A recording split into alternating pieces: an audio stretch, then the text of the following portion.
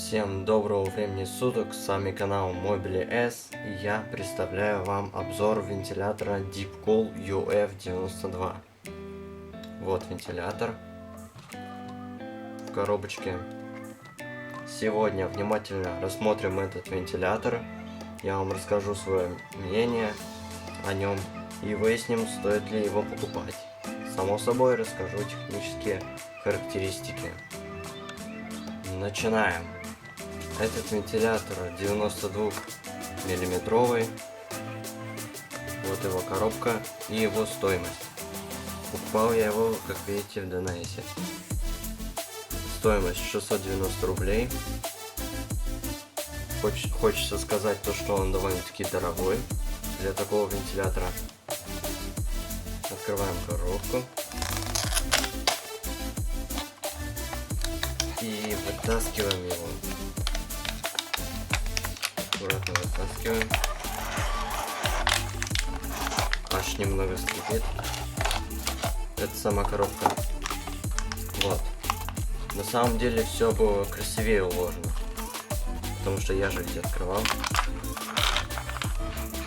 Вот сам вентилятор. Вот он. 4-пиновый, кстати. К нему в комплекте идут ножки резиновые, которые, кстати, очень удобно монтировать.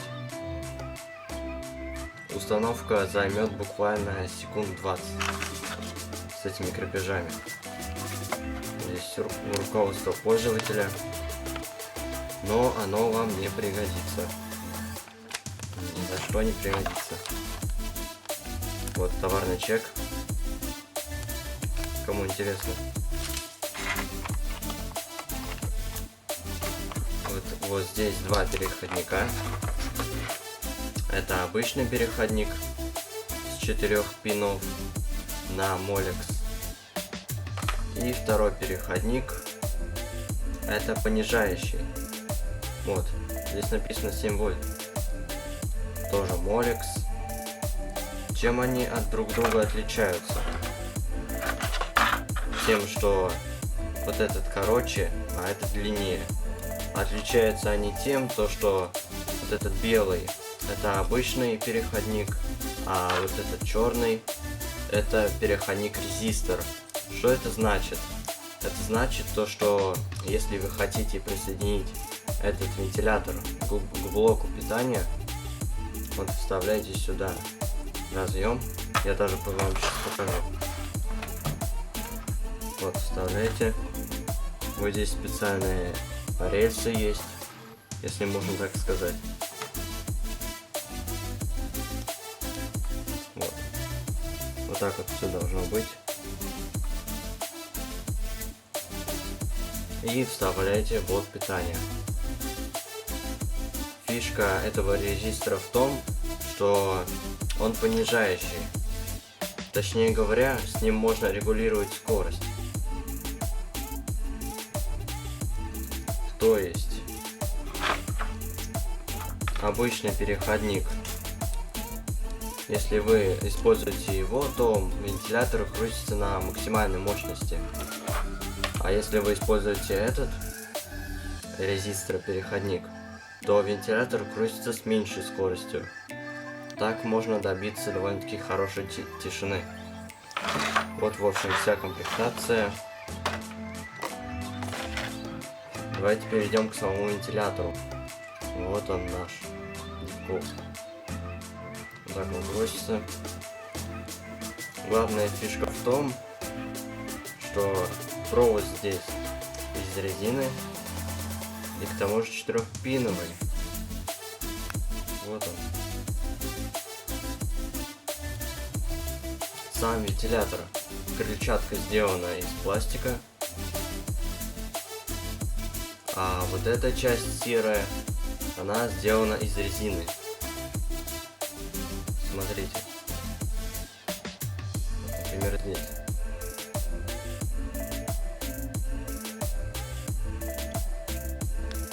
Вот. И это, кстати, предотвращает вибрацию этого вентилятора.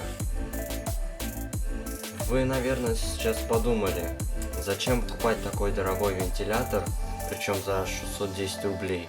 Ведь же можно купить обычный вентилятор 92 миллиметровый. Он будет стоить рублей так 150, 120. А на самом деле этот вентилятор, его фишка в том, что он четырехпиновый.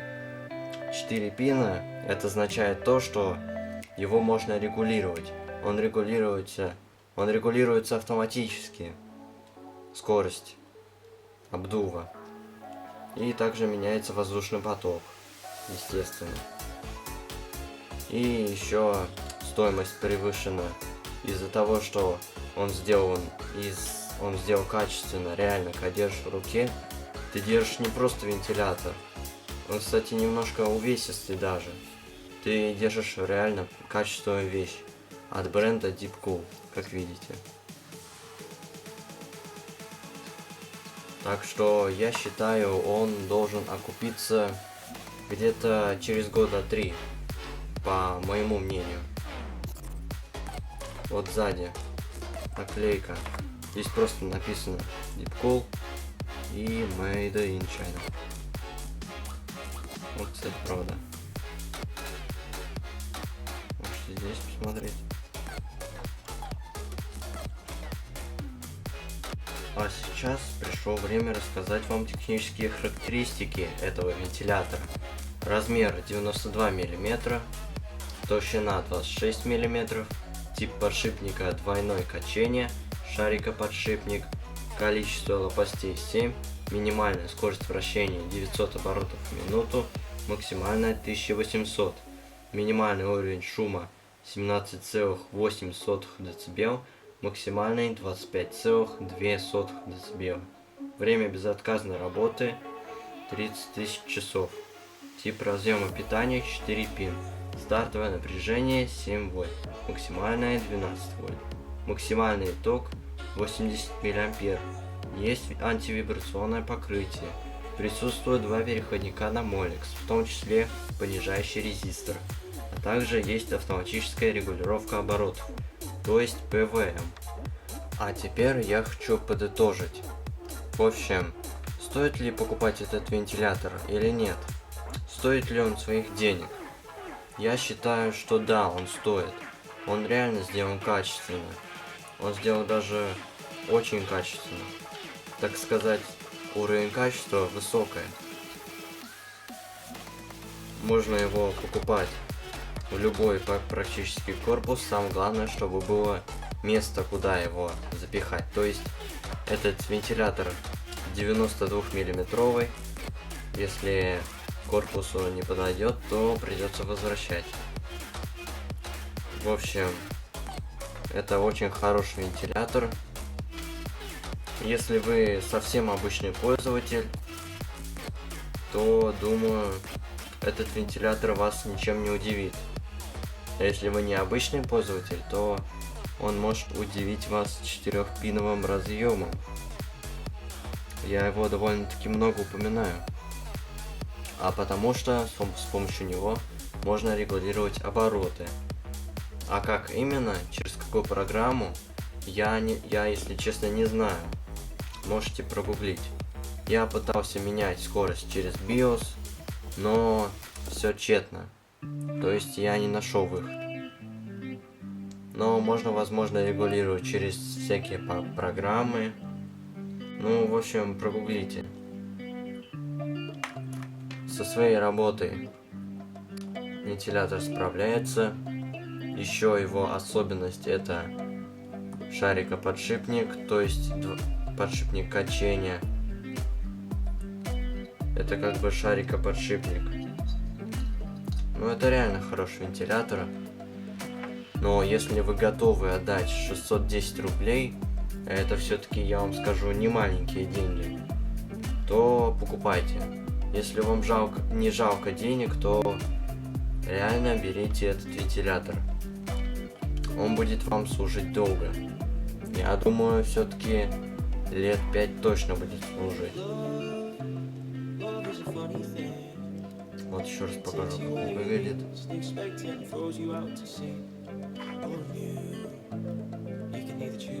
этот 4-пиновый разъем нужно вставлять в материнскую плату.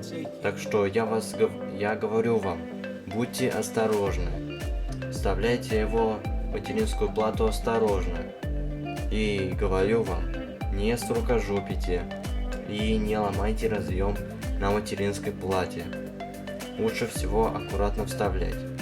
Но самое главное не сломать разъем на материнской плате. С вами был канал Mobile S. Рассказывал свое мнение. Подписывайтесь на канал. Ставьте само собой лайки. В общем, всем удачи, всем до свидания и всем пока.